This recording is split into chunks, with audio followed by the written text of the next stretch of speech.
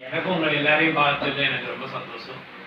ஏன்னா கொரோனா காலத்துல வந்து நம்ம குமாரி தான் என்னை இன்ட்ரடியூஸ் பண்ணி விட்டது. இப்போ கல்யாண வீட்டில் பார்த்துட்டு குமாரிகிட்ட நம்ம கூட படிச்ச பசங்க விஜயகுமார் எப்படி இருக்காங்கன்னு கேட்கும்போது எல்லாருக்குமே உன்னை தெரியுது தர்மர் தான் யாருன்னு, ஆனால் யாருக்கும் உன்னை கான்டாக்ட் இல்லை, நான் உன்னை சேர்த்து விடட்டுமா அப்படின்னு சேர்த்து விட்ட மறுநாளே எனக்கு எல்லாரையும் ஒவ்வொருத்தரையாக தெரிய ஆரம்பிச்சிச்சு.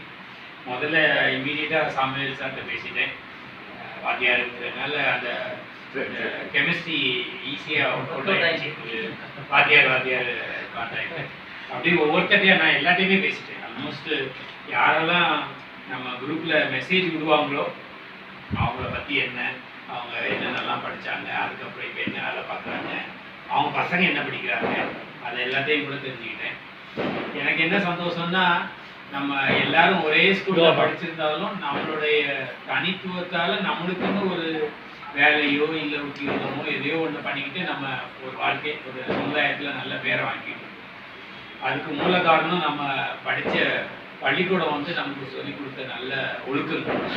நம்ம அந்த காலத்தில் என்னென்ன ஒழுக்கத்தோடு கற்றுக்கிட்டோமோ அதை தான் நம்ம இன்னும் நம்ம பசங்களுக்கும் அடுத்தடுத்த ஜென்ரேஷன் கொடுத்துக்கிட்டு இருக்கோம்.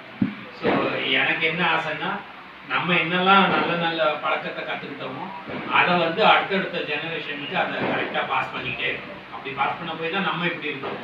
நம்ம தாத்தா பாட்டிலாம் நம்மளை வளர்த்து அந்த மாதிரி தான் நம்ம இப்போ வளர்ந்துட்டு இருக்கோம். நம்ம அடுத்த ஜெனரேஷனையும் கரெக்டாக எடுத்துகிட்டு போகிறதுக்கு வந்து ஃபேமிலி பாண்டு, ஒரு பாசம், இல்லை ஜென்ரலாக இருக்கிற அவேர்னஸ்ஸு எல்லாத்தையும் தெரிஞ்சு வச்சுக்கணும். அப்படின்னா தான் ஒரு சொசைட்டியில் வந்து மூவ் ஆகிட்டே போக முடியும். அதுக்கு வந்து எனக்கு நம்ம ஸ்கூலில் படித்த மக்கள் எல்லாரையும் ஒன்று குழுவுக்கு ரொம்ப நன்றி.